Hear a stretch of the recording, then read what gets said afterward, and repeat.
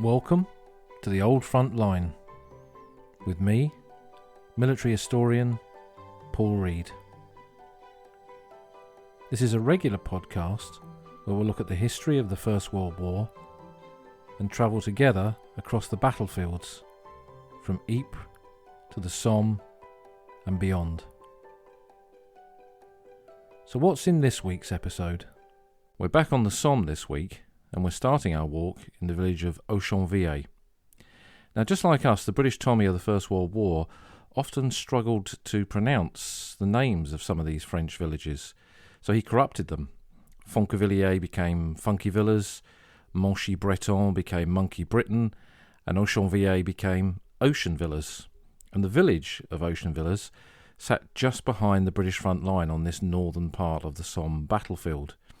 It was an area that we took over from the French in the summer of 1915, a year before the main Battle of the Somme. And the first units in the line here were men from the 4th Division. They'd just taken part in the Second Battle of Ypres in April and May of 1915 and were sent down here to the Somme for a rest. Now, the Somme at that time was very much a quiet sector. There were no major battles taking place here. It was just the day-to-day activity of trench warfare, all quiet on the Western Front. Far from quiet, of course, because there would be daily bombardments, there might be gas releases, there could be raiding, both you raiding the enemy trenches and the Germans raiding our trenches.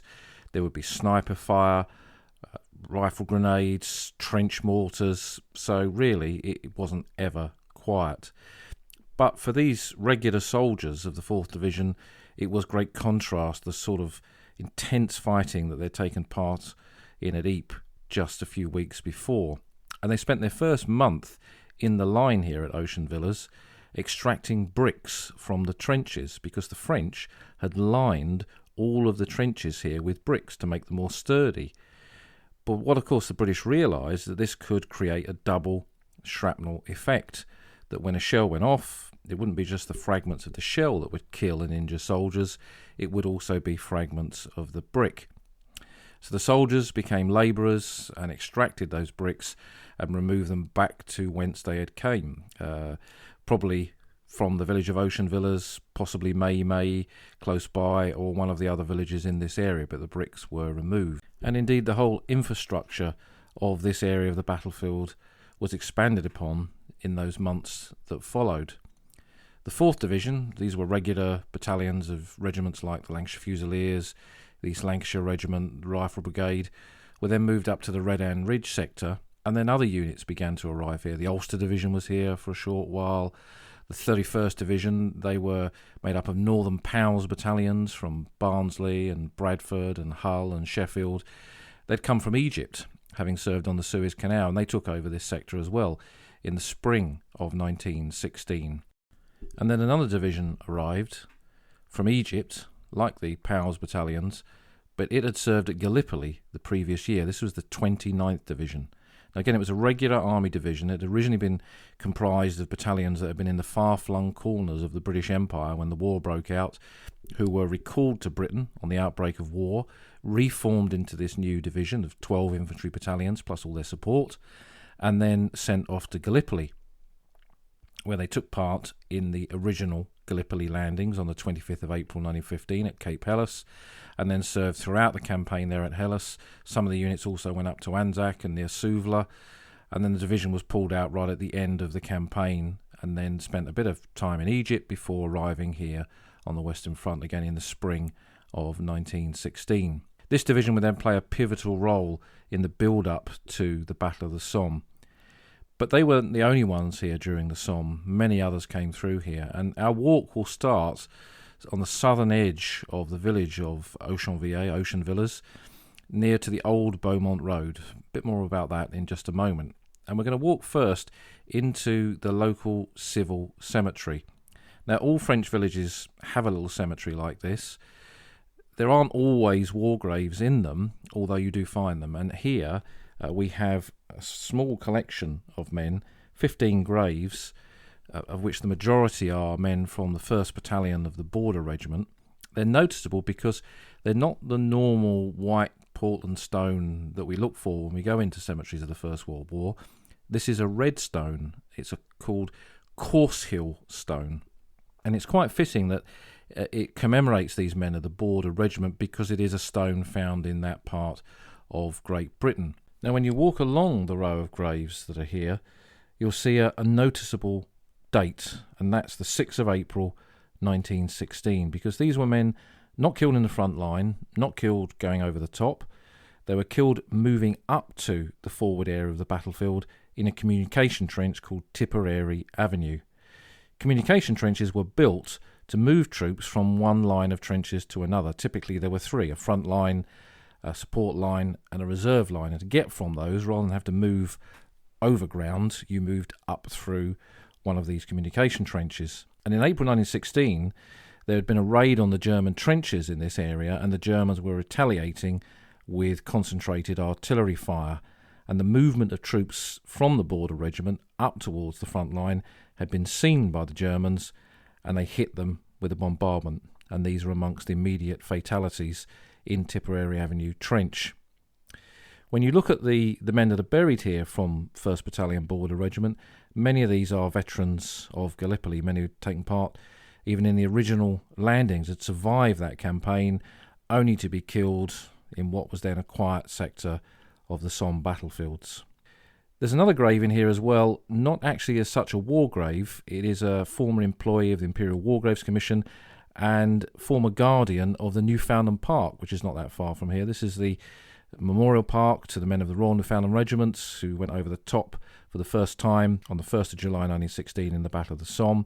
And this gentleman, buried here, used to be in charge of that park at a time when I suspect there were very, very few visitors. And you do find these former war graves gardeners and graves like this scattered around different parts of the Somme battlefield. But if you're walking along the row of war graves, go right to the far corner. And it's, depending on the time of year, can be difficult to see. It's only a few times that I've seen it myself, but there is a concrete bunker buried under here. Not a machine gun bunker, not a bunker with any other type of weapon in it.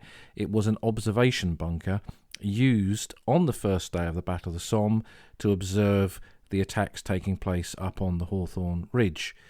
And it was connected up by telephone to both brigade and divisional headquarters, and they could relay information back. And the catastrophe that unfolded here, no doubt, was relayed back by telephone gradually as it became apparent, as lines of men went up to that ridge and very few returned, and the outcome of the battle looked uncertain. And there were quite good views, particularly in the spring, from this corner of the cemetery up towards where the front lines were. But we'll leave the cemetery now and go back into the little apron of tarmac that marks the entrance to the Old Beaumont Road.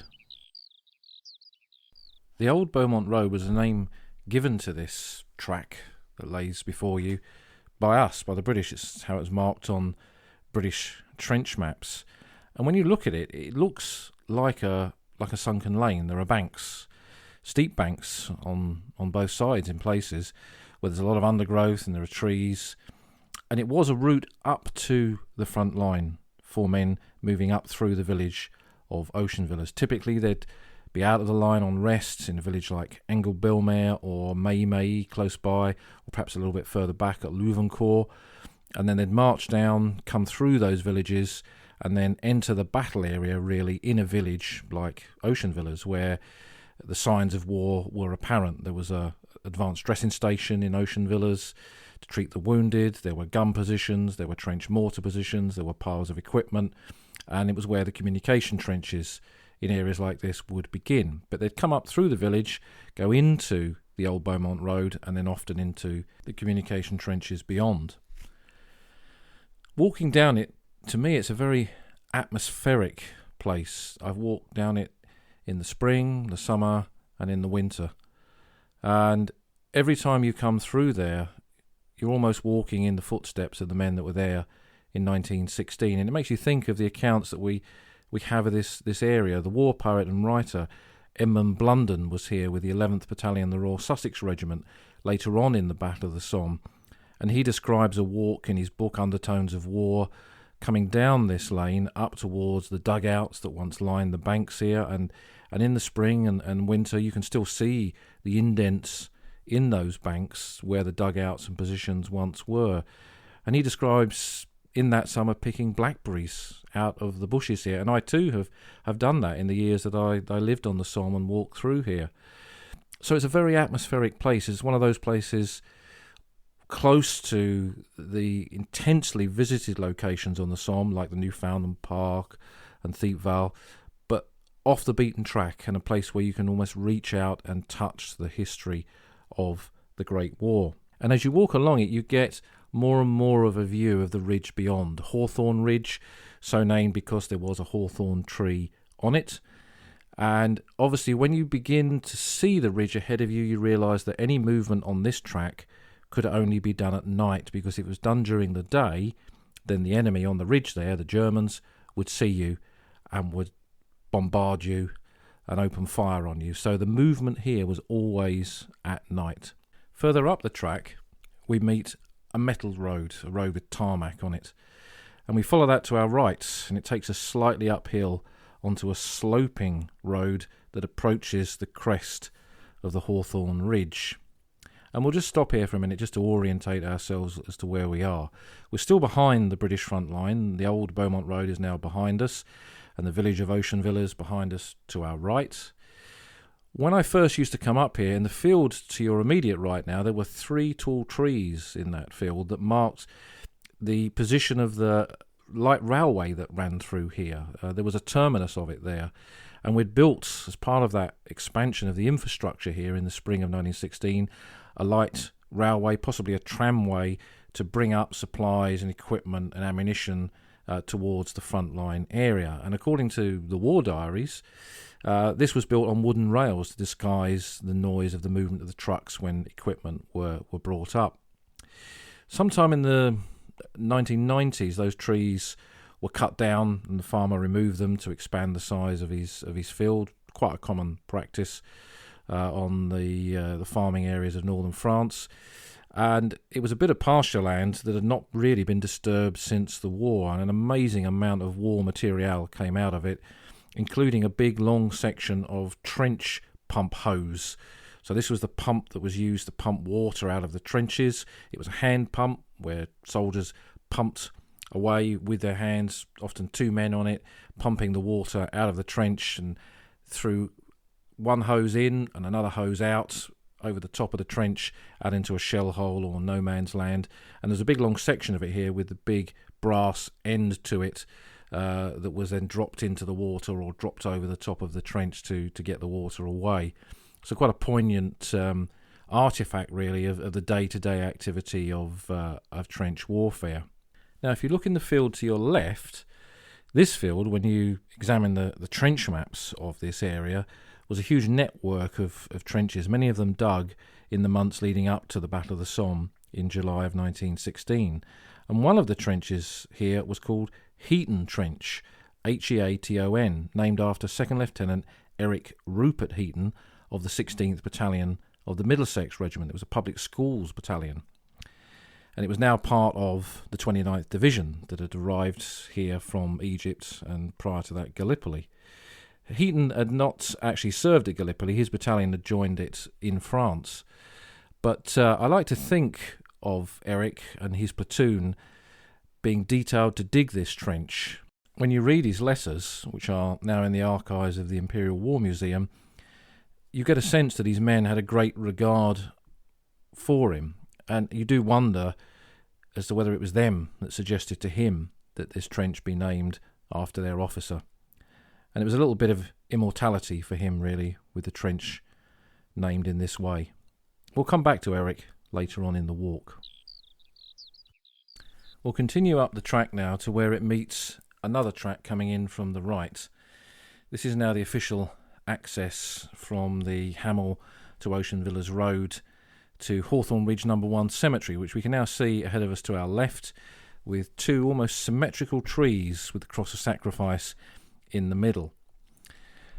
Where we are now, and we'll pause here, is just in front of the British front line on the first day of the Battle of the Somme on the 1st of July 1916.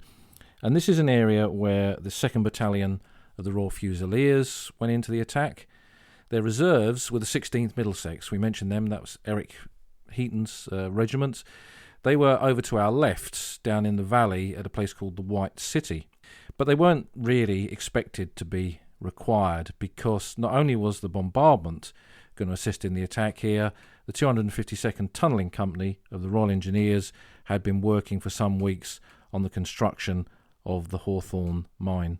This was one of a number of mines that were planned to be used as the opening gambit of the Battle of the Somme on the 1st of July 1916.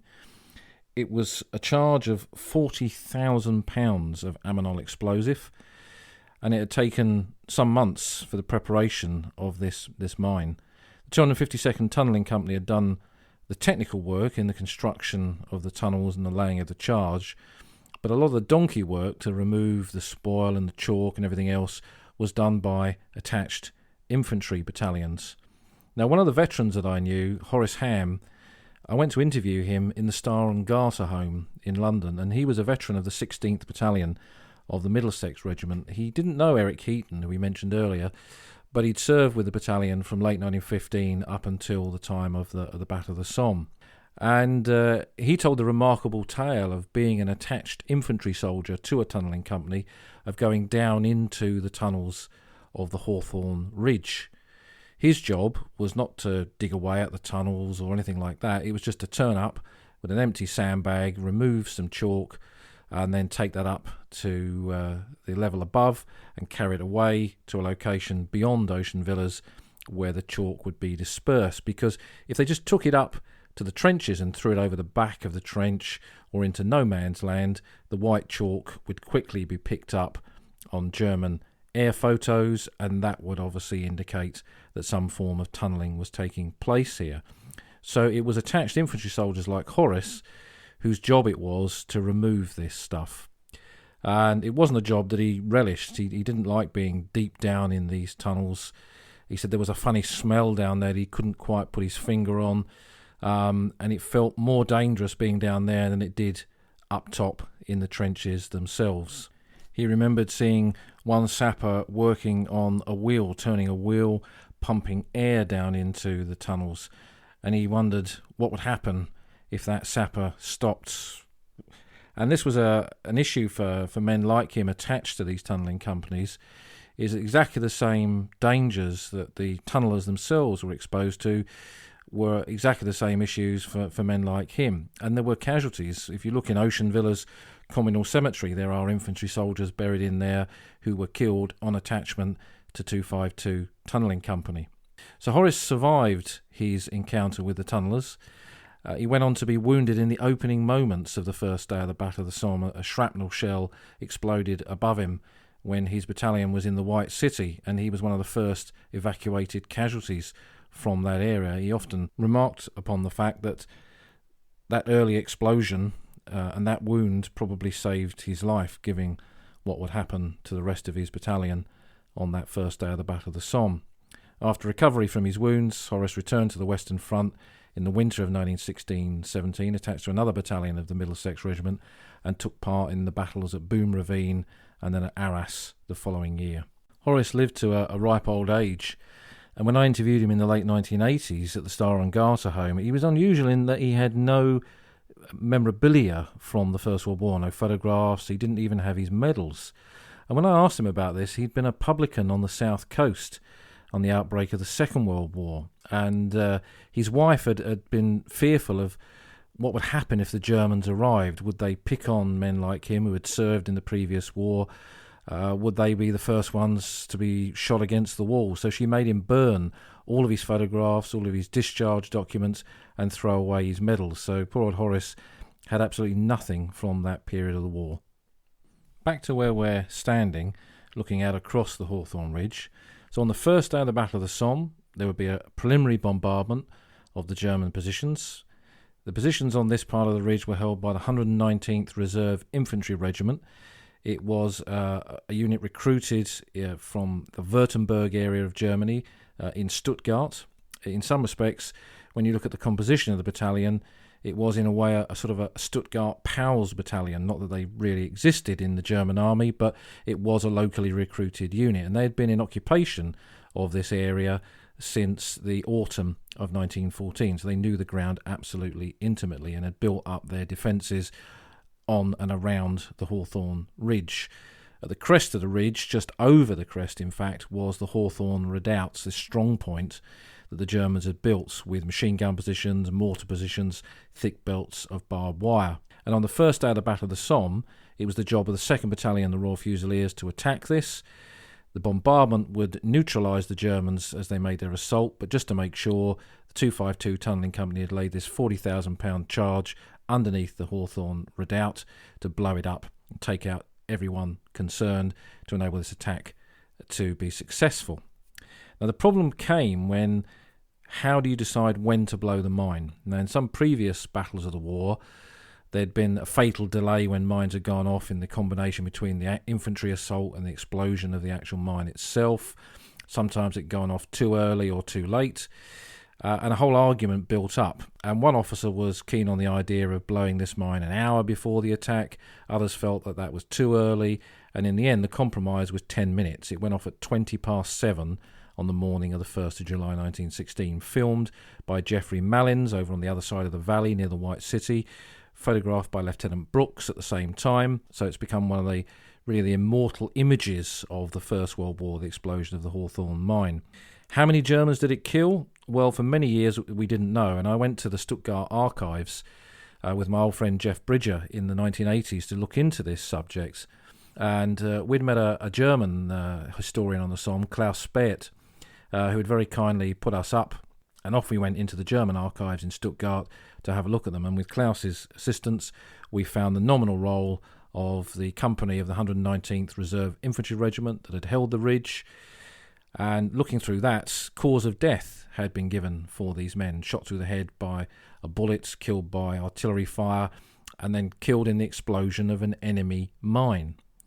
So with that, we were able to put together a list of around about 26 men that had been killed in this explosion. So all those months of tunnelling, all that work, all those thousands of man-hours had killed less than 30 German soldiers.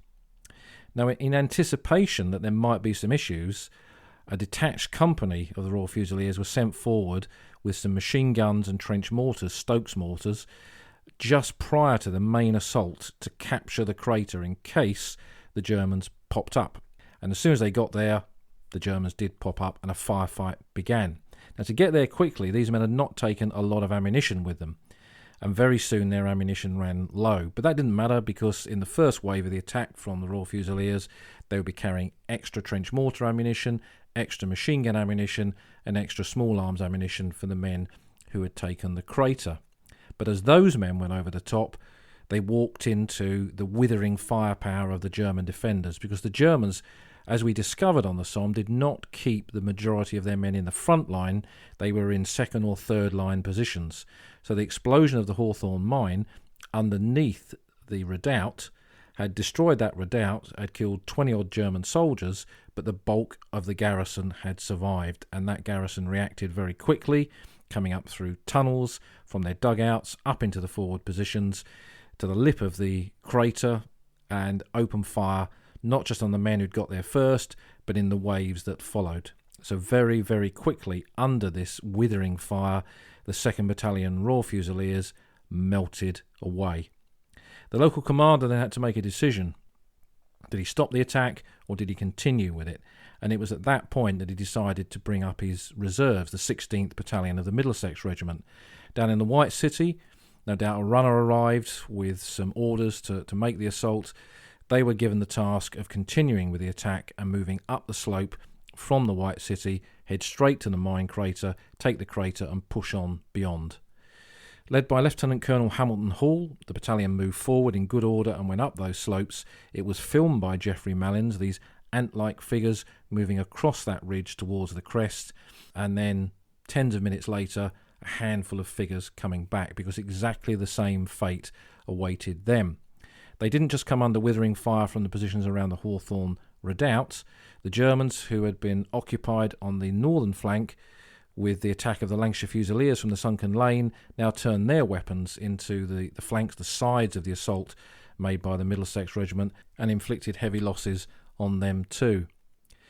Really, the attack broke down, and the casualties amongst officers were extremely high. In the Middlesex Regiment, only Lieutenant Colonel Hamilton Hall walked away from the battle. All of the other officers that went in were killed, wounded, or missing. One of those who would die that day is Eric Heaton, and we'll talk about his story when we get to the cemetery shortly. And one of his fellow officers was Captain Francis Sidney Cochrane. Cochrane was the adjutant of the 16th Middlesex Regiment. He was the man that kept their war diary and ensured that they were resupplied and kept on the move. On the first day of the Battle of the Somme, he decided to go into action with the battalion that morning. And he was seen by a brigade observer on the other side of the valley walking through the waist-high grass. Now, we tend to think of no man's land as being this blasted wasteland, but it was an overgrown field with waist-high grass. And as Cochrane was seen to walk through that grass, walking stick in hand, he was hit by a burst of machine gun fire. He fell into the grass, incredibly picked himself up, took a few staggered steps, pointing towards the crater with his stick, was hit by a second burst of machine gun fire, fell once more, picked himself up again, took another few steps, again trying to point, and was hit again by a further burst of machine gun fire. This time he disappeared into the grass, not to rise again. And the observer who had witnessed this believed that Captain Cochrane had been killed in action. In fact, he noted that down in his report. Again, incredibly, Cochrane was still alive. He dragged his wounded body up to the lip of the crater where he passed out. He was picked up later that day by some German stretcher bearers from the 119th Reserve Infantry Regiment and was evacuated to their main dressing station at Miramont, where his life was saved. He became a prisoner of war in Germany, but he was so badly wounded that he was exchanged via Switzerland in 1917. Lieutenant Colonel Hamilton Hall, it was said by members of the battalion, including Horace Ham, who I interviewed, had recommended Cochrane for the Victoria Cross. In the end, he got a Distinguished Service Order, but that did not appear until the New Year's Honours List of January 1917, so it appears without citation. And those sort of awards often angered the veterans of the front line, because an award like that could appear at the same time as a DSO to an Army Service Corps officer who'd been awarded the medal for good work in baking bread at the depot in Rouen. Now, that was vital war work, but was it the same as staggering forward riddled with bullets, leading your men towards a mine crater on the battlefield? And there was nothing to distinguish the two awards. Cochrane, again, lived a long life, I'm pleased to say. He survived the war, and he lived well into his 80s. A great survivor. The 1st of July was a disaster on this part of the Somme battlefields, with here over 5,500 casualties killed, wounded and missing, nearly 10% of the overall losses that day. And nothing really happened between the 1st of July and the end of the Battle of the Somme. Units came in and out of the line here. Raymond Asquith, the son of the Prime Minister, was in this sector with the Guards in August of 1916 before he too was killed in the fighting around Guillemont. But at the end of the Battle of the Somme, the 51st Highland Division was moved up to take part in one of the final assaults on the 13th of November.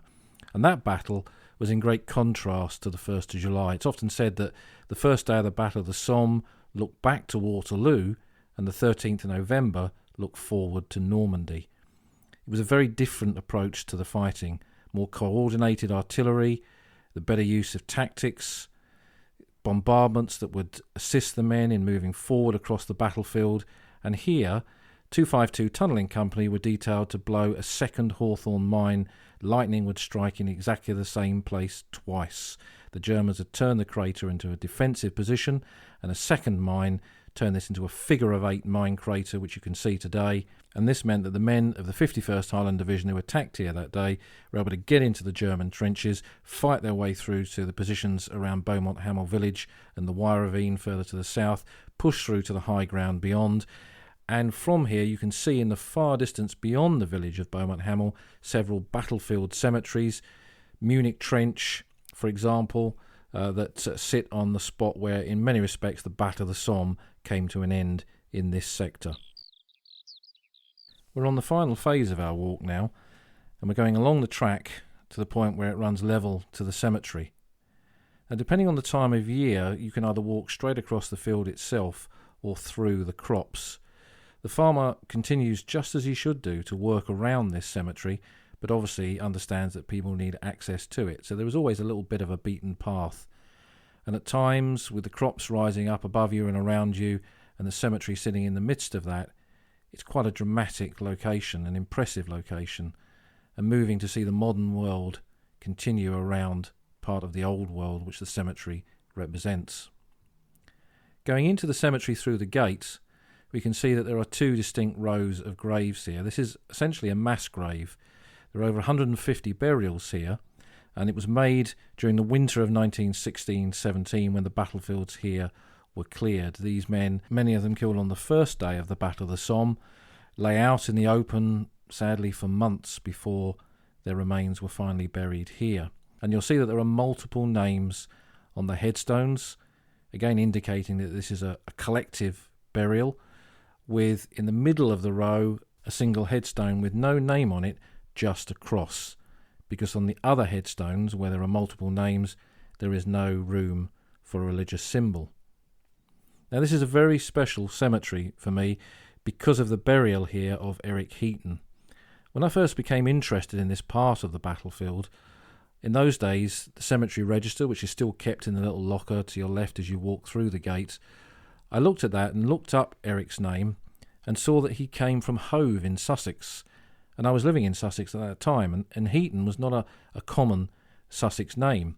So I went to the local library when I got back, and in those days we had, before the internet, which I know is incredible to some people, but we had phone books in the libraries, and I looked for Hove, and there were 3 Heatons in Hove. I sent a letter to each one of them. One never replied.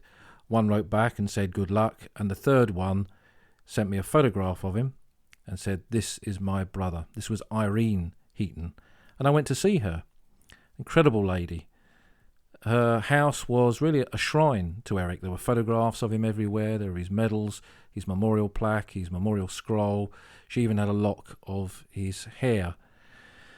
And she told me the incredible story of this young man who was training to be a priest like his father, had intended to go off to China to do missionary work, but the war got in the way of his education and his dreams, and off he went to fight. He arrived on the Western Front in the early part of 1916. You remember his men dug that trench, Heaton Trench, further down the ridge. And on the first day of the Battle of the Somme, he was last seen going through that waist-high grass, leading his men forward. He was never seen again. The family hoped beyond hope that somehow he'd survived, that he was in a German hospital somewhere, having lost his memory. But when the battlefields here were cleared after the 13th of November attack, his body was found, and they had to have the final acceptance that Eric had been killed. The family came here in 1919. His brother was an army chaplain, and the parents, Irene and her brother, visited Eric's grave when it was just a wooden cross, when the cemetery had not even been constructed. There's a photograph, which I'll put on Twitter, of them at the grave. They placed a little tiny plaque against his cross, and over 100 years later, that little plaque is still there, I'm pleased to say. That little link to one family's sorrow, one family's remembrance of a young man who'd gone into battle. But there's more to this story, because Eric wrote a last letter home, and I'll read that for you now. The letter was written in the village of Auchonvillers, where we started off, in the lead-up to the Battle of the Somme. It's dated 28th of June, 1916, and it was one of those letters that was only to be posted in the event of his death. Eric wrote this: "I am writing this on the eve of my first action. Tomorrow we go to the attack in the greatest battle the British Army has ever fought. I cannot quite express my feelings on this night, and I cannot tell you if it is God's will that I shall come through, but if I fall in battle, then I have no regrets save for my loved ones I leave behind. It is a great cause, and I came out willingly to serve my king and country. My greatest concern is that I may have the courage and determination necessary to lead my platoon well. No one had such parents as you have been to me, giving me such splendid opportunities, and always thinking of my welfare at great self-sacrifice to yourselves. My life has been full of faults, but I have tried at all times to live as a man and thus follow the example of my father. This life abroad has taught me many things, chiefly the fine character of the British race, to put up with hardships with wonderful cheerfulness. How I have learnt to love my men. My greatest aim has been to win their respect, which I trust I have accomplished, and hope that when the time comes, I shall not fail them. If I fall, do not let things be black for you. Be cheerful, and you will be living then always to my memory. Eric was 20 years old. The original of that letter was posted home. His broken-hearted mother read it every night before she went to sleep. She kissed it every night before she went to sleep. She tucked it under her pillow, and when she died, the letter was buried with her. The echoes of loss on the battlefield, casualties, resounded way beyond the Western Front, and the women of the Great War were as much victims of that war as the men who died here in places like the Somme.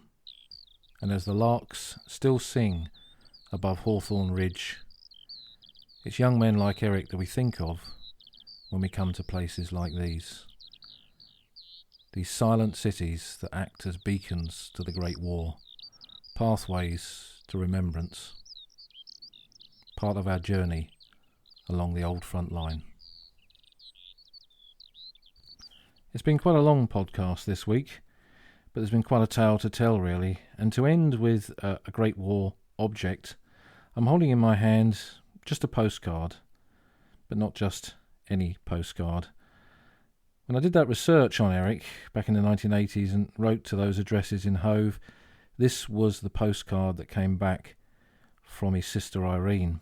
It's a head and shoulders shot of Eric in uniform, just commissioned as an officer in the Middlesex Regiment, and on the back it says 2nd Lieutenant Eric Rupert Heaton, Middlesex Regiment, July the 1st, 1916, number 1, Hawthorn Ridge, Beaumont-Hamel. The photograph was taken in Folkestone.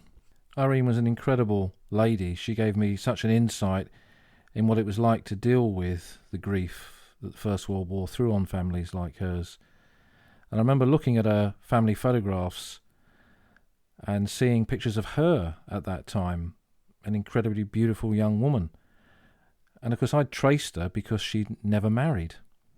And I asked her why, and she said, well, there were not many young men of my class left alive after the First World War. She said, but it was more than that. She said, my brother Eric was to me the epitome of what a man should be, and I felt that no man would ever really live up to that. So little artifacts like this, just a simple postcard, echo so many stories of the Great War.